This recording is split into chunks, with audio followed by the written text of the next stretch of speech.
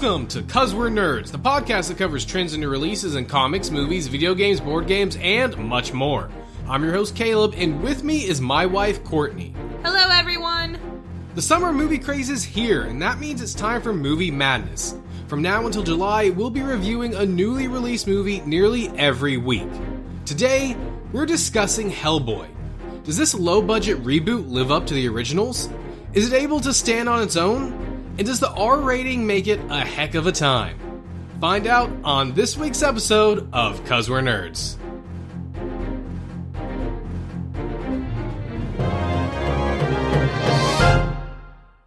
Courtney is laughing hysterically.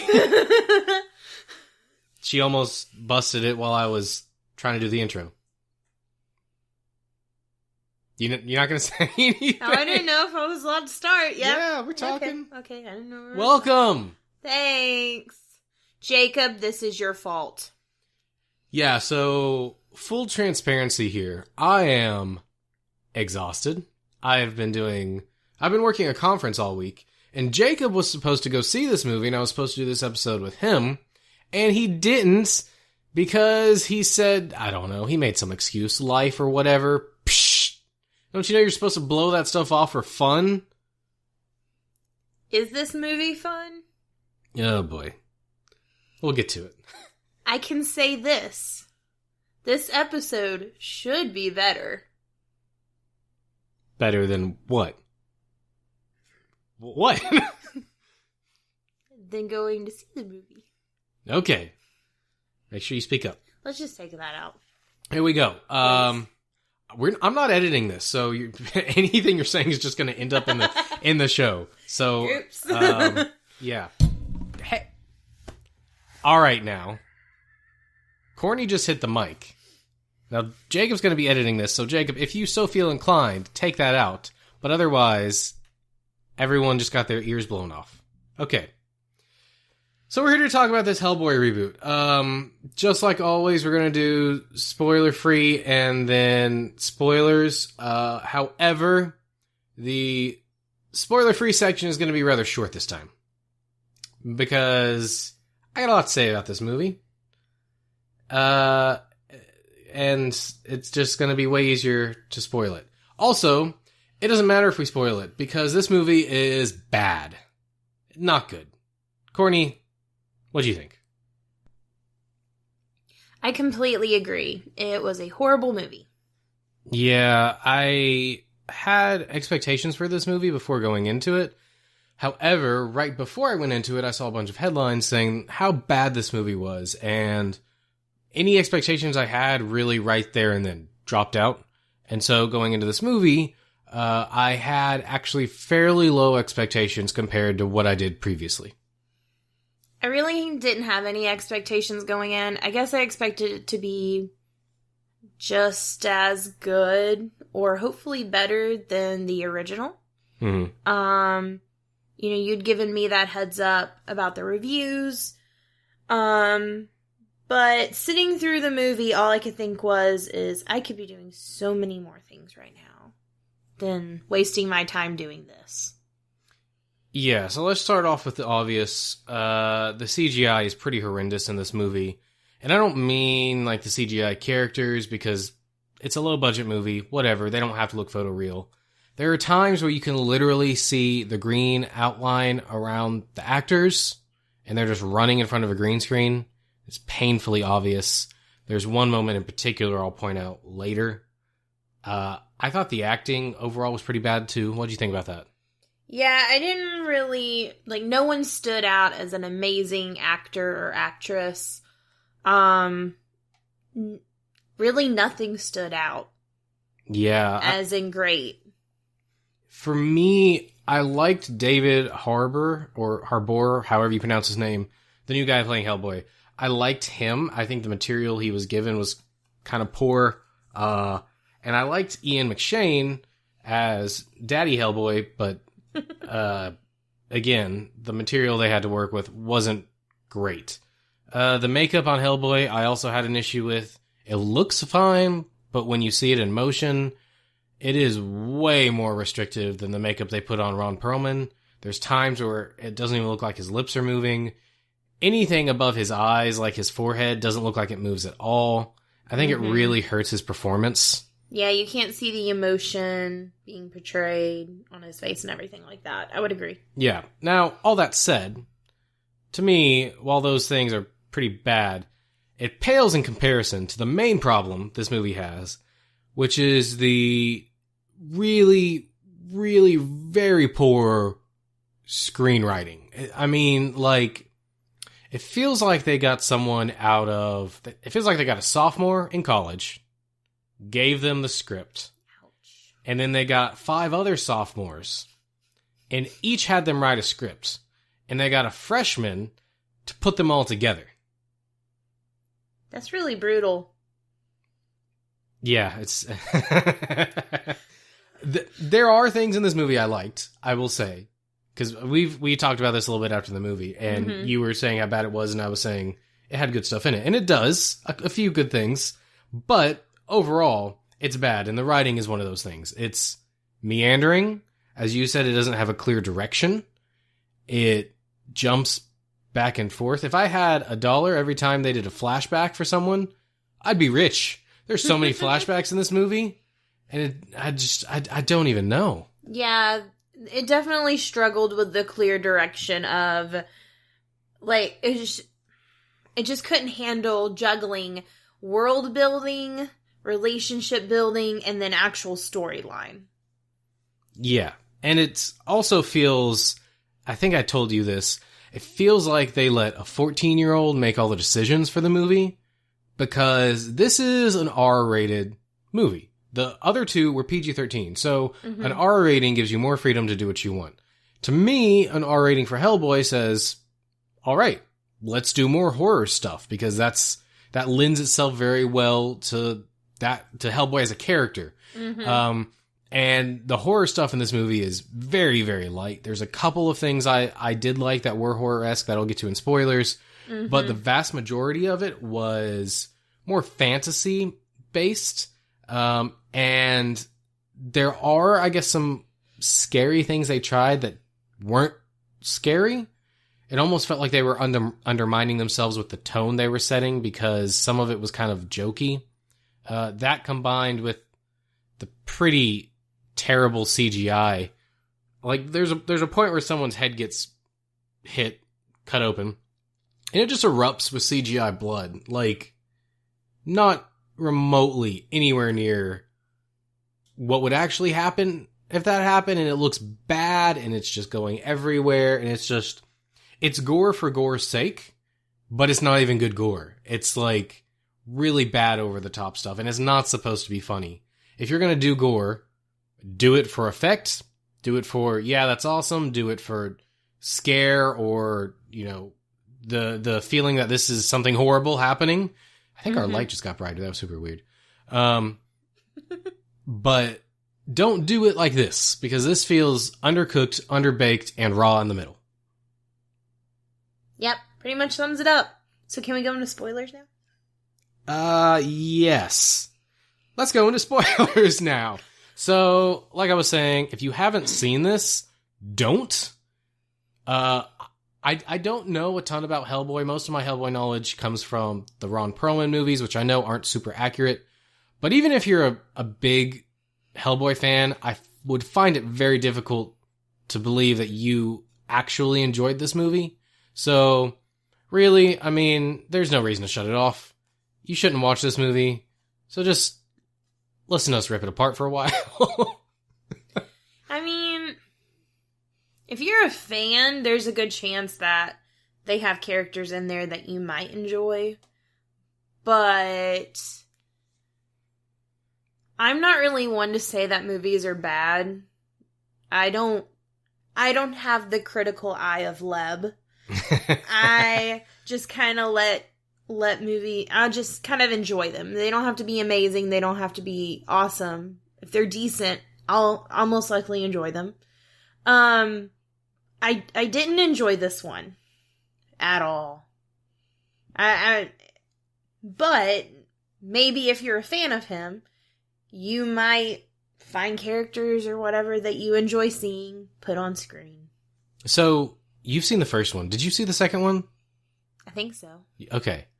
How did you feel this overall compared to the first two? So, I liked the first two, as in they were decent movies. So my expectation was that this new one would be a decent movie, or potentially better because of when it's being made, and all this other stuff, and just how far superhero type movies have come from then to now. I had a higher expectation of that. But as in comparing, I don't really know how I would compare them. Like when I think of the first two, like Hellboy was more jokey. Mm-hmm. You don't really get that in the new as much. Like he doesn't make as many jokes and stuff like that. He isn't as witty in my opinion. Yeah. I'd agree with that. But I don't know.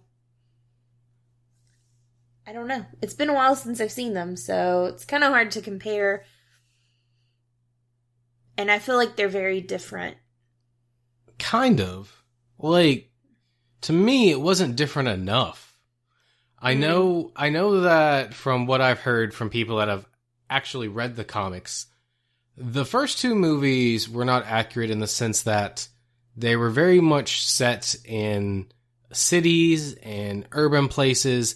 The comics are more set in ancient areas, ruins, fields and stuff. And I think that this movie went towards that direction. Yeah, they tried. But it doesn't feel like they tried to embrace the comic book characterization of Hellboy. It feels like this is a sterilized version of Ron Perlman's performance. That's fair. I could see that. It feels very similar, except maybe he's not as confident in this. No, and that could be part of the whole like makeup and not showing his emotions and stuff like that, because I do know that this actor does a really great job. He's been in good sci-fi stuff. I mean, he's from Stranger Things. Yeah. So I know he has the capability of it, but I didn't come out wanting to see it again. I would watch at least the first one of the original. I don't remember the second one too well, but I'm pretty sure I've seen it. Yeah. The makeup too, you were mentioning that again. I said the design's fine, which is true. But like in the first 5 or 10 minutes, there's a scene where they're filing down his horns. Mm-hmm. And there's a couple times his horns touch things. And you can totally see the makeup moving on him. Like, oh, really? The horns aren't anchored to him. It feels very loose. It feels like they could fall out. It doesn't even really look like they're properly... Like, the transition from skin to horn, that doesn't look good either. Oh, yeah, I agree. It doesn't, like, it's not fleshed out well. Yeah, it doesn't look natural. Like, yeah, even compared to, like, deers or whatever. Like, there's precedent for this in nature. We say it a lot. And it just looks bad. Okay, so the characters. So there are too many characters in this movie, to be honest. Agreed. Way too many characters in this movie. But there's a couple of main characters. We got Hellboy. We got his little psychic sister, sidekick person. We got Asian dude. What? They have names. I don't know their names. I don't either. Continue. And I don't need to take up the brain space to remember their names. We got Asian dude, who the trailers make you think is on his team, and they've got this fun banter. But he's really not until the very end. True. And that's like the team. There's no Abe Sapien in this movie, although he is one of the cliffhangers at the end. And out of those three, like I said, Harbor he's fine. He's okay. I wish he had better material. The other two, I really just don't care for at all. I thought both of them were very bad actors. I thought the Asian dude, the deep kind of, I'm a cool guy. Look at me. I'm moody. Yeah, I'm not going to do that because I'm too cool. Like, I hated that. I hated his voice. It was so frustrating. Mm-hmm. the girl kept trying to act like she was cool and kept, like, her acting was bad. Like, I've seen a lot of British TV. I've watched a lot of Doctor Who. I've seen some Downton Abbey. I've seen stuff. I know how British people act. She's British, by the way. And she just doesn't pull it off. It's not good. To me, she specifically felt like she was trying to be an edgy, cool character in a movie that was released in 2002.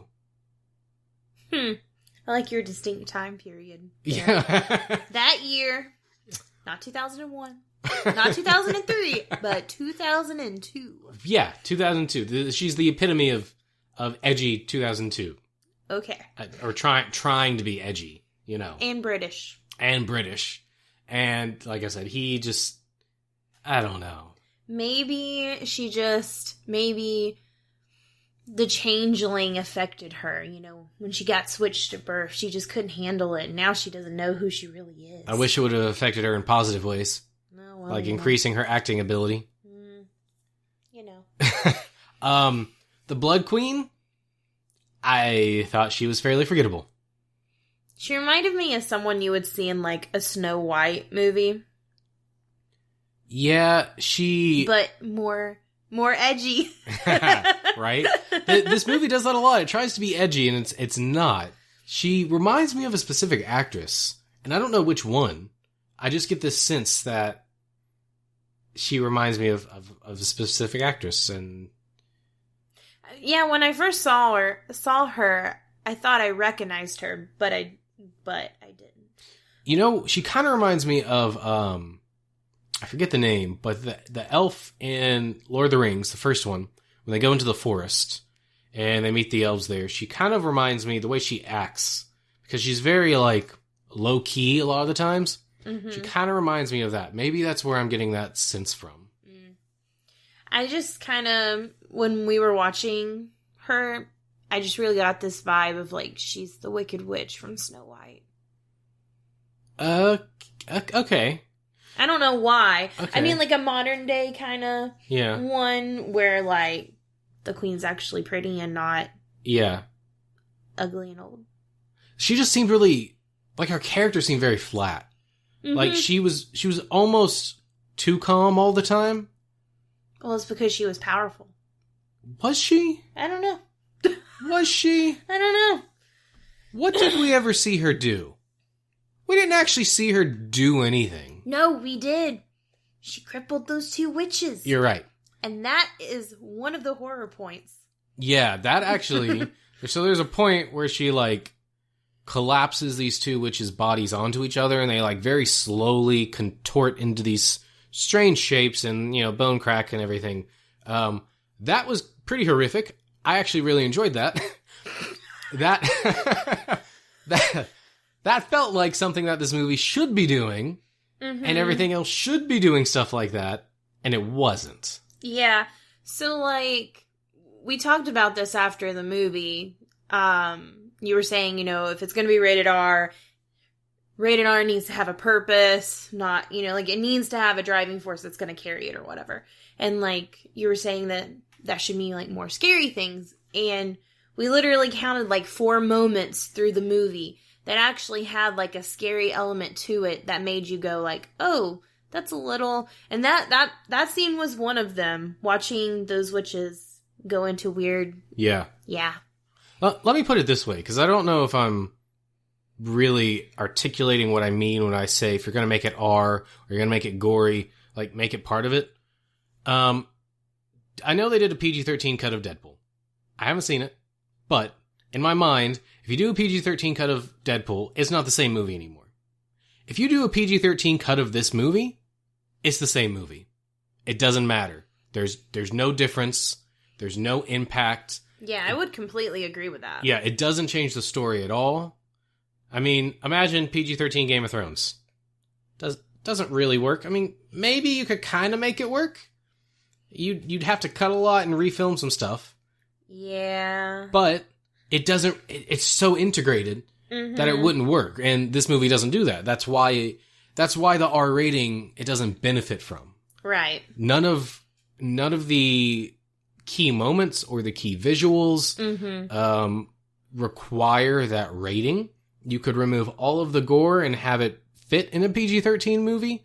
Well, you could have gore in a PG-13 movie. The thing is that the gore that they use could probably work with the exception of maybe 2 pieces of it.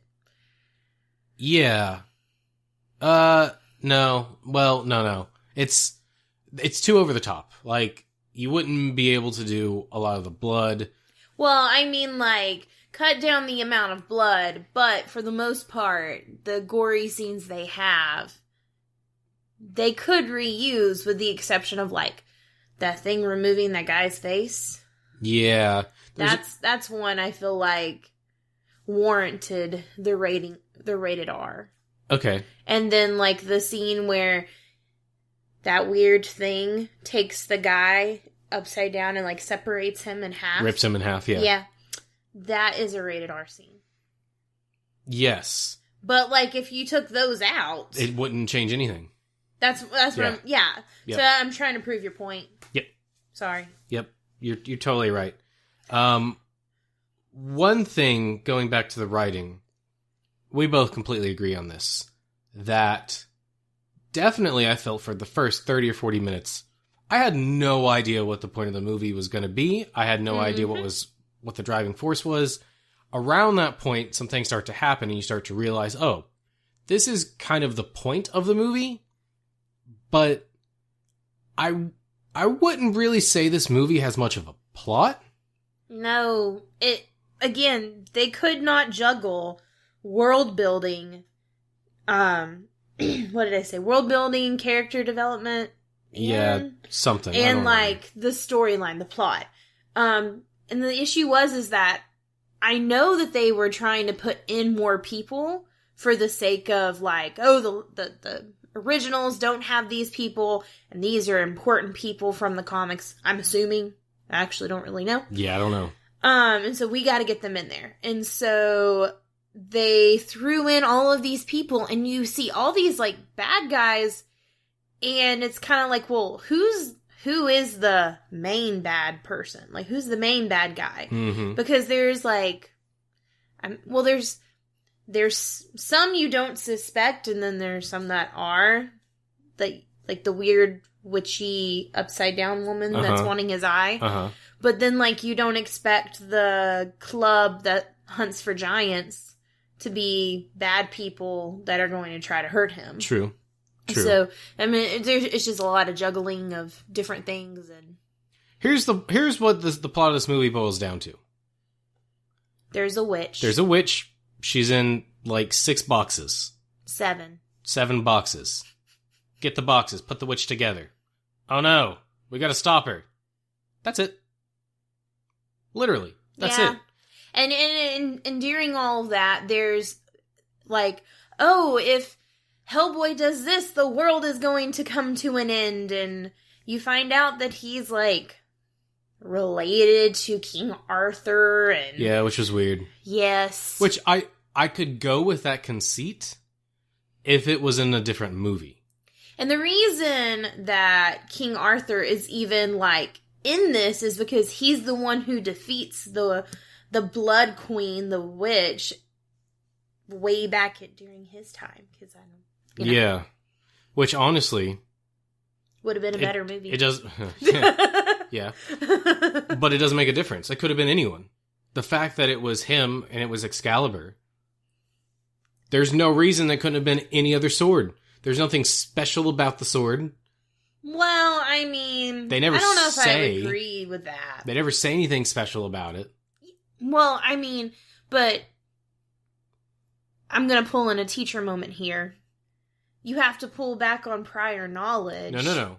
That's bad screenwriting. I know, but I'm just saying that throughout history, people know who King Arthur is, and Merlin, and Excalibur, and I think that, I don't think it's bad screenwriting to use it. No. Because people can make connections to that because they do have that prior knowledge. So you're like, oh, that's kind of cool. And like, oh, so Hellboy's related to him? What?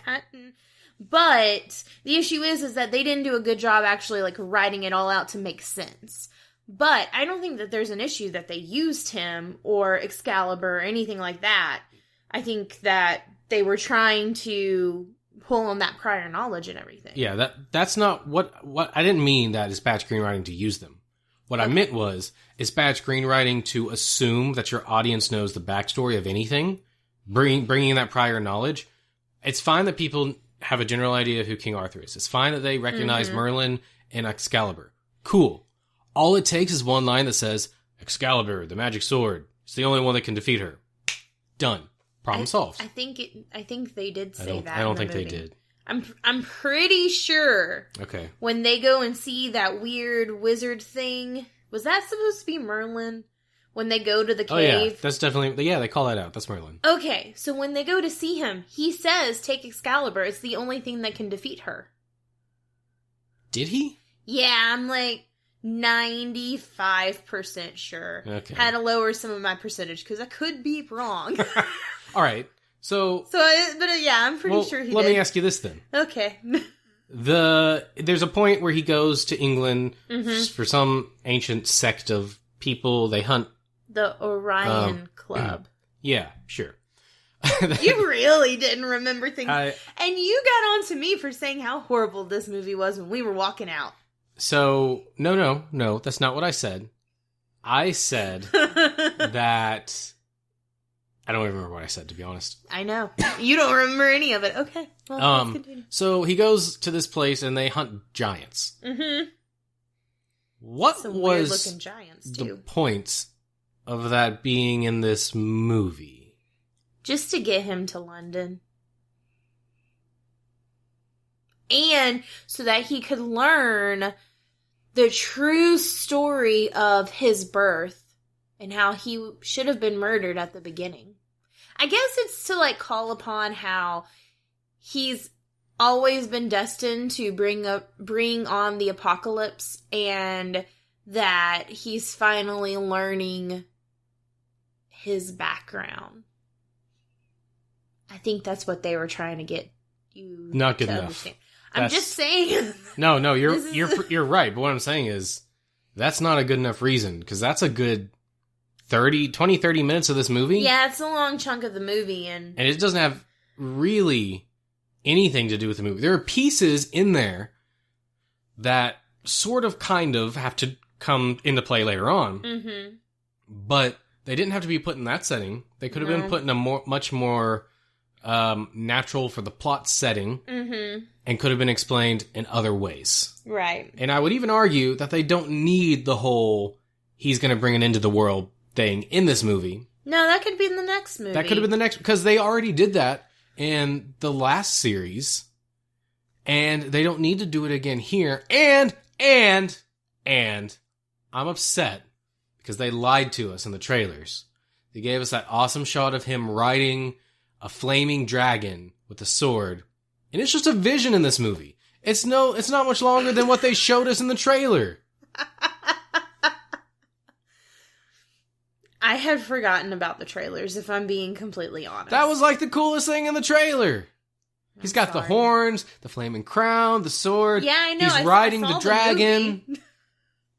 I saw it in the movie. Sucks.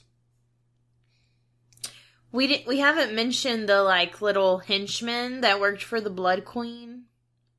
That, like, goes around collecting all of her stuff. Oh. You mean the one that like shouldn't even be in the movie? They could have used one of the other gazillion characters. You mean Bebop? I was thinking that the entire time. Bebop. Which one is it? Bebop or Rocksteady? I don't know. All right, I'm gonna look it up. But yeah, during the movie, I was like, this guy looks like he is from Teenage Mutant Ninja Turtles. Yeah, so he looks like he's a pig. He looks like Bebop. He's not a pig, he's a warthog. Well, yes. But he totally looks like Bebop. Like, yes. Not as outlandish, but yes. Yeah. But he's as obnoxious. Yes. As Bebop. Yes. I think it's funny that you mentioned that, because literally during the movie I'm like he's from Teenage Mutant Ninja Turtles. Am I actually watching Hellboy? What did I get myself into? And I'm glad you brought him up, because I also want to complain about him. As in a lot of movies, there is a digital version of him, and there is a puppet version of him. No problem there. Mm-hmm. The problem is that the puppet version doesn't look very good, and they only kind of show him in shadows. And then when they cut to the CG version, it also doesn't look good, but in a way different way. And it's very jarring to go from something that at least looks real and moves poorly to something that's very floppy in its movement and looks bad. Yep. It's, I just feel like they could have cut him out. They didn't need him. They could have used one of the other bad guy characters. Like, take over one of the Orion Club people. Like, have them somehow go to the dark side and decide that they want to resurrect the Blood Queen and become evil. That would have been a lot better. Speaking of the dark side, we need to talk about the Star Wars trailer at the end of this. Okay. Anyway. You didn't like my idea? Kind of. I think it would have been better. You could leave him, cut some of the other stuff. Fine. Because I don't think he needs to go to that sect at all. I don't know why they couldn't have just set the whole thing in London. And if they didn't want to do that, just send him to London. Well, I mean, it starts off in Tijuana. Did you know vampires were there? That was a good scene. I'll give that, because this movie... It does start off well. Yeah, it does start off. Hope. Because I was thinking when it started, I was like, I don't know why people don't like this. This was actually really good. That was a good opening fight scene. That was good gore. Because it wasn't over the top. He gets stabbed through the center with... He got staked. The pole. So that's good. Sorry, I'm looking at my notes. Slacker. Don't you have them memorized? No, there's too much to complain about. The editing, also really bad. There are moments where it cuts to something and it doesn't feel like the previous scene was finished. There are times where it cuts from a really dark area to this really bright screen and it nearly blinds you in the theater. Yes! I didn't like that. Yeah. At all. That was very painful and frustrating. The editing's just all over the place. It doesn't feel polished.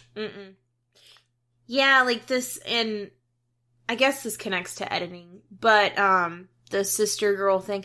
Is her name like Mia? I feel like it's like an M name. The sister girl. His like buddy. Oh, his buddy? Yeah. I don't know. She's Psychic Girl. Yes, but like she can cough up ghost spirit things. We forgot to mention that. But the thing that comes out of her mouth, the ghosty thing, they don't even look good. In some parts they do, but it's like really weird because I feel like they weren't done editing their bodies.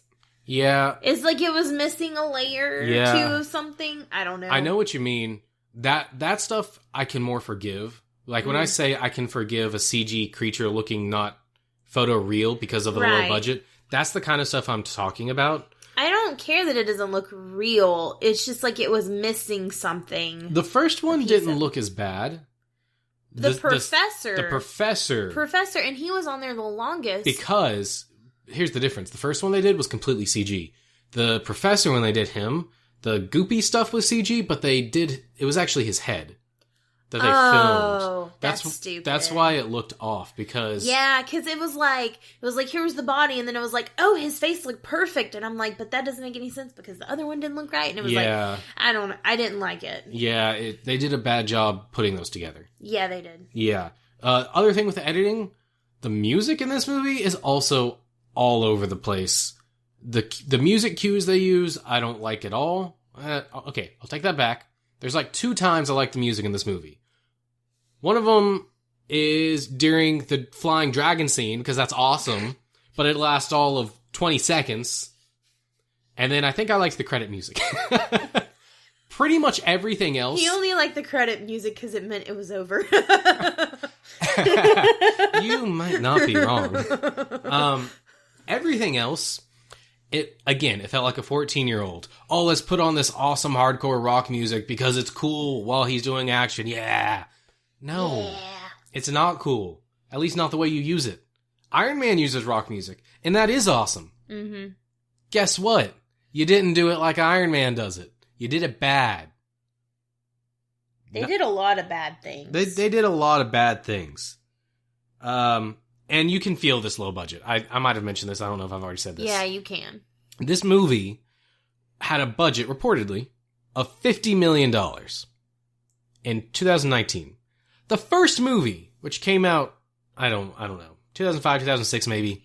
Not 2002? No. Somewhere around the mid-2000s. Mm.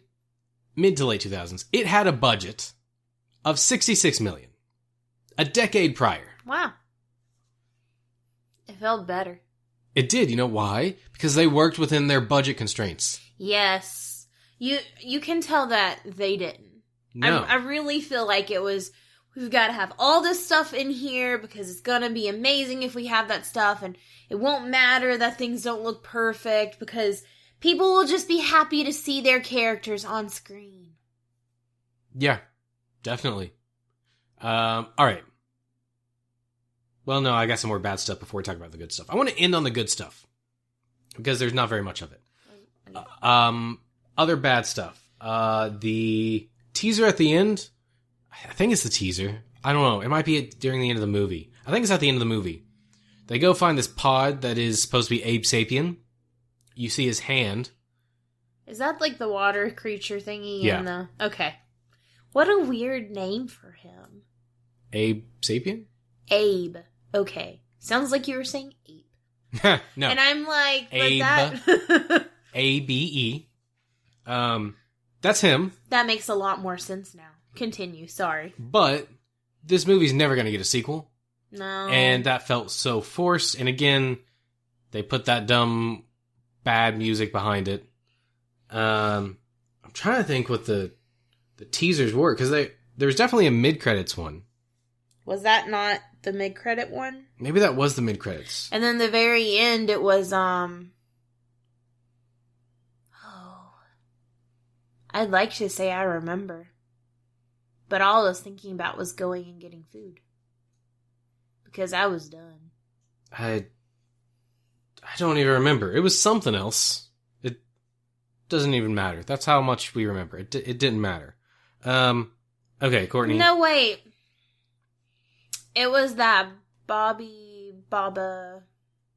that weird crawling thingy. We're gonna get to her in a second. It was a scene with her, but you don't see who she's talking to, and the people behind us were like, "Oh, is this the person?"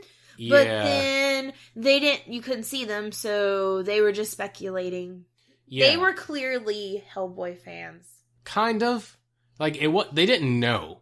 But like you could tell like they knew the comics. I feel like a little bit more than we did. Oh, definitely more than we do, because that's none at all. Right. But I think at best they were casual fans. Just the way they were talking, like you can kind of tell. Mm-hmm. So this person is talking to the camera, and you're seeing through this person that we don't see, their eyes. You're seeing through their eyes. And she tells him that if he does this thing, she'll let him die. And they said... The people behind us finally said, "Oh, that must be the Sand Guy." The Sand Guy they're talking about is from the first Hellboy movie. He's the Nazi that was like a clockwork Nazi that like can turn himself off. I don't know if you remember. And then he can turn himself back on, and he runs. It's been so long. From my understanding, he's not even part of the comics. They made that up for the movie. Really? So I don't know why they would do a teaser with that for the movie. When... Maybe he's since appeared in the comics. That's totally possible. I mean, it's happened a lot with, like, Marvel stuff. Oh, I know. So, I don't know. Anyway, not important. We'll never find out what happens. Okay, the good stuff. And if we do, we would be very shocked by it. There were, according to my list, 4 good things in this movie. He does make these lists, like... As soon as the movie is ending, during the credits, while we're waiting for the after credit scenes, he's making notes. Yeah, I have opinions about things, and I know that I'm going to forget those if I don't write them down. But especially for a bad movie, because I'm just going to try to forget it. But even, for a good movie, usually I have lots of good things to say, or things I've noticed that I will later forget, because it's a 2-hour movie. Anyway. Okay, so we talked about earlier how he goes to London, or England first, and I think you said Osiris or something. Yeah, Osiris, Orion. The group. I don't know. I feel like it was like an Egyptian god. So they're telling him, oh yeah, we need your help to hunt these giants, which, to be honest, I always thought was odd that they needed his help. And so he goes on this trip, and all of a sudden, they stab him and try to kill him. I really liked that turn, because that was completely unexpected. Agreed. I didn't see it out of anywhere. It doesn't ever pay off. No. It just serves as a way to stall him. If they would have taken that and actually written consequences for that, it would have been a fantastic beat in the movie. As it is, it's not a good beat, but specifically the surprise of them stabbing him and trying to kill him, I liked. Right. Next, we keep talking about this old lady, this upside down lady. This is the best part of this movie. And I don't know what her name... Oh, wait. It's like Baba... It's Baba something. Look it up. But, okay. We should at least have one person's name correct in this entire podcast, with the exception of Hellboy, because, I don't think it deserves it. You don't think that the person you thought was the coolest character doesn't deserve to have an actual name? Okay, you're right. Keep talking. I gotta find Okay. this. Well, how's everybody doing? How's your car ride to work? We're doing great, Courtney. That was weird. Well, you can't hear them, so I was trying to stand in for them. Maybe they don't need to be stood in for. I don't know. Why is it taking so long? Because she's not listed in the characters. Well, that's horrible. Also, we were wrong. The very after credit scene is where Hellboy meets his hero from the 40s. Oh, yeah! Lobster Claw. Johnson. Lobster Johnson, whatever. He has a claw. I'm pretty sure is played by Sandman from Spider-Man 3. I couldn't figure out who it was. His voice was very noticeable. But maybe you should do, IMDb or something to get... Yep, Thomas Hayden Church. Definitely played him. Totally called that. I feel good. Okay, so... Good job. Her name is Baba Yaga. Oh, see, I was close. And this actually has a name for the person she was talking to. Look at you, Wikipedia. She's talking to... Koshchi? It's Russian? The Immortal. The Immortal, the Deathless. This is actually taking me to an actual historic article in folklore. I think because Hellboy is supposed to be inspired off of actual folklore. A lot of it, yeah. I mean, which is probably another reason why they use King Arthur and Excalibur and Merlin. And while you're in there, will you look up the character, the friend, the helper? I want to know what her name is. Oh, the girl? Yeah. The girl's name is Alice. Alice, thank you. But her last name starts with an M, and that's where I got it. If they ever said her name. Also, she's supposed to be of Irish descent. I don't think so. I mean, she doesn't sound like it, but... She does not have... Maybe far back, but not recently. Anyway, back to the old lady. So, Baba Yaga, who, again, I know nothing about. She is this old... I think she's a witch. And she, doesn't have her legs. She's got, wooden... peg legs. Yeah. And it's almost like her spine is super flexible. She does, if you've ever seen The Grudge or The Ring. Where she walks the crab walk. Yeah, the crab walk where she walks with her back facing the floor. Mm-hmm. She does that a lot and stuff like that. Her design, her makeup, and her design is amazing. Mm-hmm. It reminded me, I've never seen Pan's Labyrinth, but it reminded me of something I would see in Pan's Labyrinth. It was really good. She was very creepy. Yeah, she was. There were parts where I wasn't sure how they did the makeup because it looked like her mouth went all the way up her cheek. And it moved really well.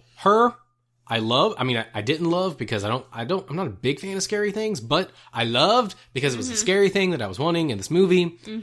She was the best part of it. They should have put her in it more because she's only in it for 7 minutes, maybe at most. She's probably where they spent their budget.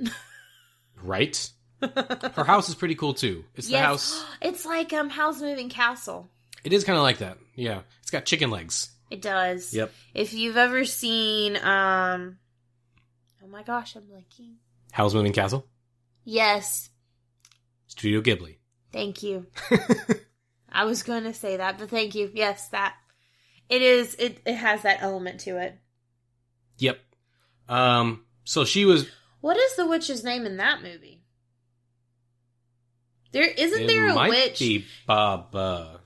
Isn't there a witch called Baba? Other than like in Dragon Ball, because that's who I keep thinking of. But there's someone else that has one. Baba is from Spirited Away, isn't she? I think so. I know one of them has one. All right, keep talking. I'll look it up. Yay! So, friends, I hope you've been enjoying this. If you haven't, please send all of your hate mail directly to Jacob.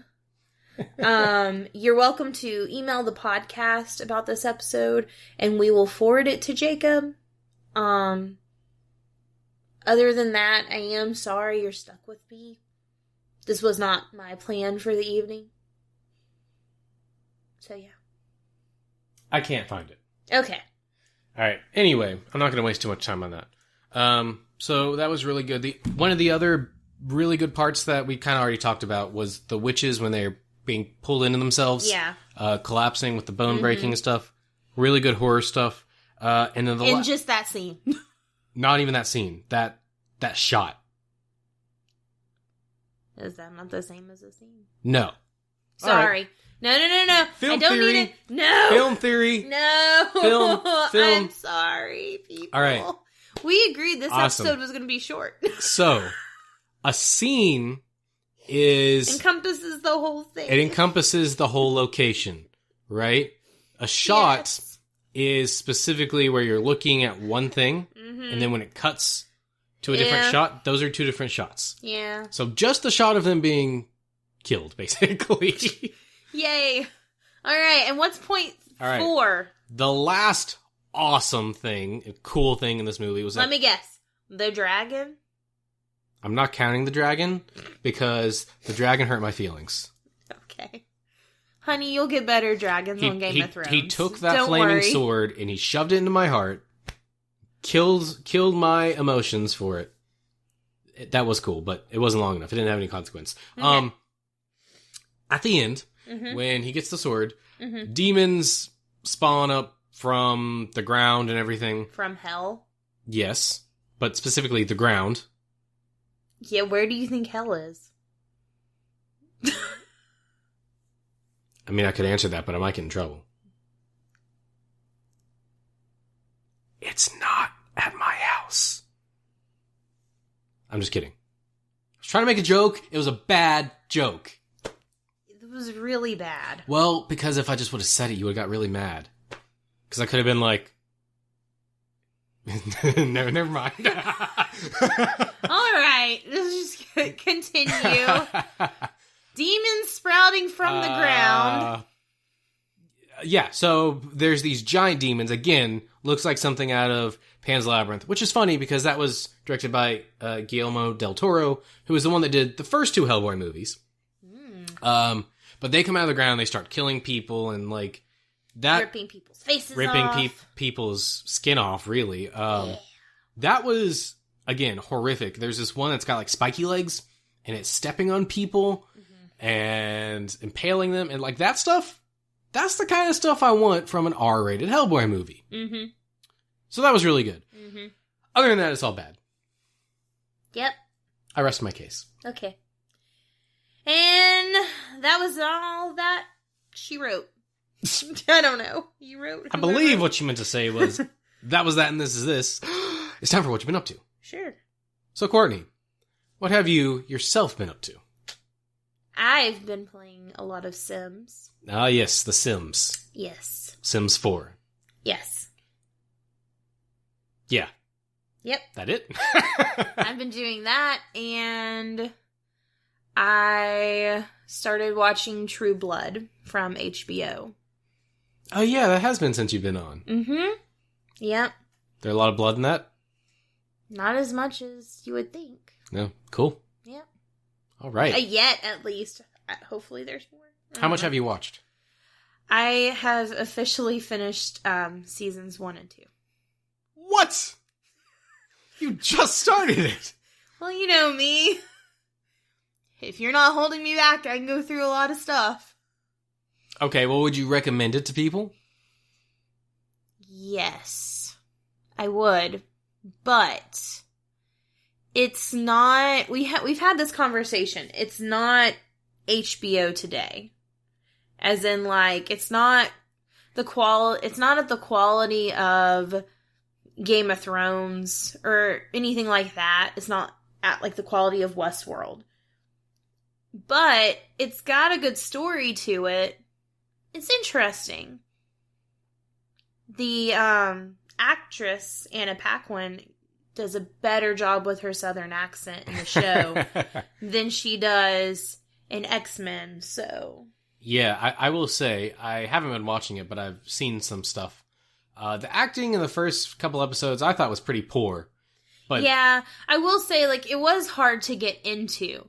I felt like normally I try to give it a season, or at least half of the season. And if I'm not hooked by then, you know. However, my thing is that I've heard good about it, and it has 7 seasons. So it was a decently running show. I think it has a total of like 81 episodes. So surely they wouldn't have made that much if it was bad. yeah, no, I think that the acting has definitely gotten better. Yes. From what I've seen. But like I said, I haven't really been watching it. Yeah. The ending for season 2 was interesting. I'm really excited to see what's going to happen in season 3.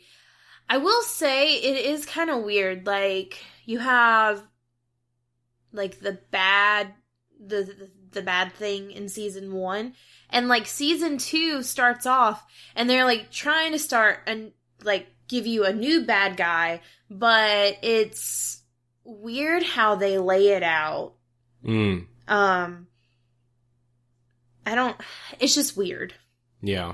So it's also odd because I guess I expected more like vampires and more not like supernatural, and not like Vampire Diaries, but more like dark, more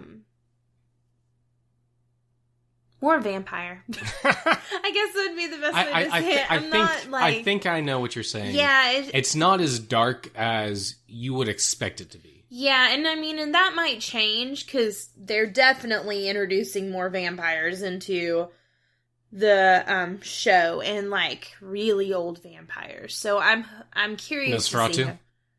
No. Dracula? No. Javacula? No.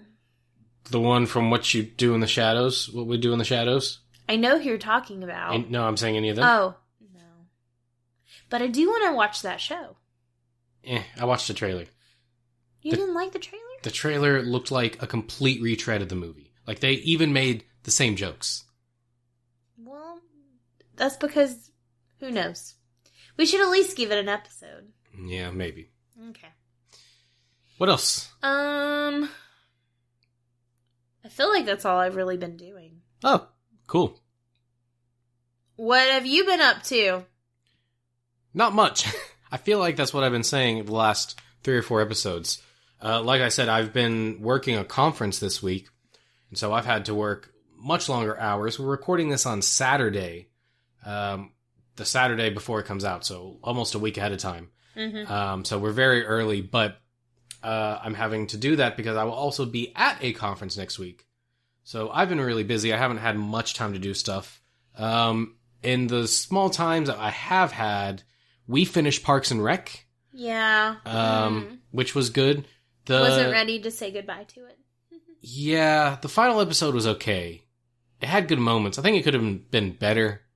But Parks and Rec as a whole, as a series, definitely check it out. Yeah. Very good, if you haven't seen it.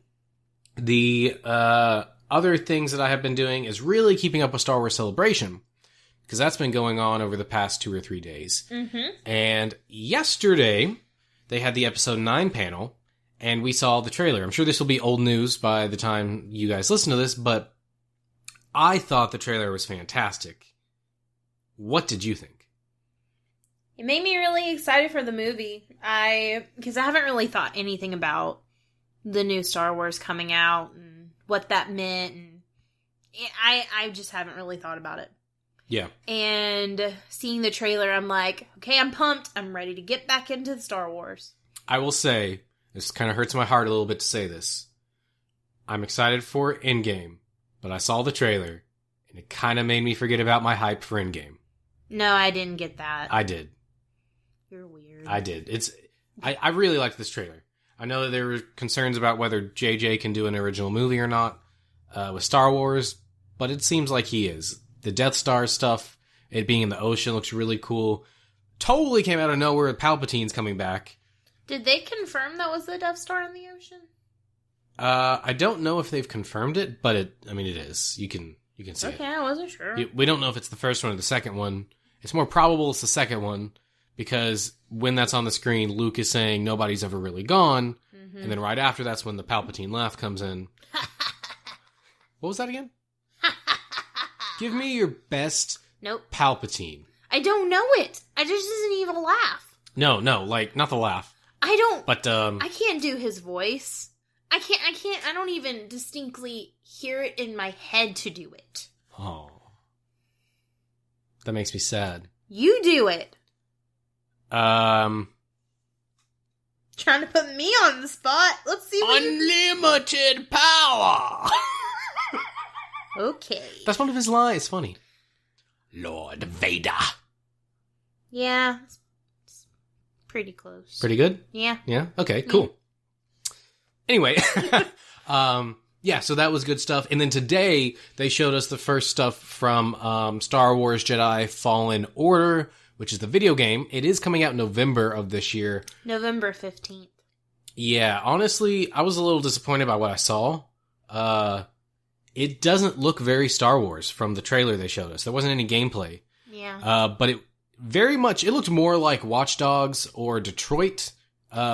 I got the Detroit feeling too. Yeah, it felt more like that than it felt like Star Wars. We've been really on sync lately with all this stuff. That's right. Boom. I wish you could have seen that, everyone. She says, we've been really in sync. And then she does a high five, I do a fist, and then I change to a high five as she changes to a fist, and we do the high five fist. That was wonderful. That was like a bit from a sitcom. Anyway. That's what happens in Parks and Rec. With Ron and Leslie. That's true. We've been watching too much Parks and Rec. We really are in sync. Anyway, so yeah, I'm a little disappointed by that. I'm sure that the actual game will be very Star Warsy. Mm-hmm. It's just what they showed specifically didn't look like that. So. Yeah, it didn't. However, whoever was voicing, they had a cool voice. That kind of like made me pay attention more. I don't remember if it was the voice of the character or not. Oh. But the character is supposed to be played by, I don't remember his name, but he's the guy that plays the Joker in Gotham, I believe. Mm. So he kind of looks like him too. Anyway, that's all I've been doing. Really, really not very much. Yeah, I was about to say, I don't feel like you have much to talk about for what you've been up to. It's only been a couple days since we've recorded the last episode. Yeah, and you've been so busy. Yeah. He hasn't been playing video games. Ugh. I came home yesterday and just laid on the couch. I hate taking naps. And I just laid on the couch. I didn't do anything all night. I didn't sleep. I just laid there. I was so tired. I'm still tired. Mm-hmm. Oh, I remember another thing. I finished book 4 of Harry Potter. Oh, cool. This new exciting book series. Tell me about it. I'm just kidding. Okay. I'm just kidding. Sarcastic much? Sorry. All right, well. You like it, though? Yeah, I really enjoyed it. It might have been my favorite out of what I've read so far. Cool. And I started book 5 today. Awesome. All right, well, that was all. All right. Well, that does it for this week. If you want to hear about a movie that's better than this movie, any movie, just go check out last week's episode, Shazam, where me and Zach had a awesome chat about it. And he is conveniently also in red and has superpowers. Superpowers. All right. Let's just roll to the end. All right, guys. We want to say thank you to Taylor Poole for our wonderful intro and outro music that he did for us. You can find him at taylorpoolemusic.com. That's TaylorPoole music.com. And as always, you should go check out CNC Power Hour over on Twitch. They stream Magic the Gathering on Sundays and various other games throughout the week. I'm not going to pull a Zach and ask you if they're doing Kingdom Hearts because I know better. Zach is clueless when it comes to them. He's like, what? What is this Twitch thing? What is a Twitch? Who's a Twitch? Twitch! Yes. So, I actually don't know what video games they're playing. They should really be letting us know so we can actually give that shout out on that. But, you should definitely check them out. Chris and Andy are awesome, and so is Clay, and anyone else that's a part of that. Alright. Also, while you are on the interwebs checking them out, please check out our website, causewe'renerds.com, where you can find all of our episodes and information about us as well. Thanks for listening to 'Cause We're Nerds. Stay up to date with all the nerdy news and podcast drops by following us on Facebook, Twitter, and Instagram. You can also leave us comments and feedback at causewe'renerds@gmail.com. That's CUZWERENERDS@gmail.com. And as always, if you enjoyed this podcast, and we know you did, we would love it if you could leave us a 5-star review on iTunes, or whatever you're listening to this on. Thanks for joining us, and we'll see you next week. As always, stay nerdy.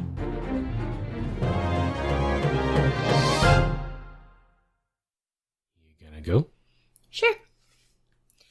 Welcome to 'Cause We're Nerds, the podcast that... Sorry. I can't see it. It's too far away. Welcome to 'Cause We're Nerds, the podcast that covers trends and new releases, and it's too far away. I can't see the notes. How do you not know it? I don't know. I thought I had it memorized. At one point, I think I did. Welcome to 'Cause We're Nerds, the podcast... Nope. See, now you've messed me all up. How did I mess you up? You messed up my normal gait, my speaking gait. Welcome to 'Cause We're Nerds, the podcast that covers trends and new releases. It releases in movies. Nope, comics. Nope, wrong. All right. Got this. Everyone quiet. No talking. I'm looking at you, Spider-Man.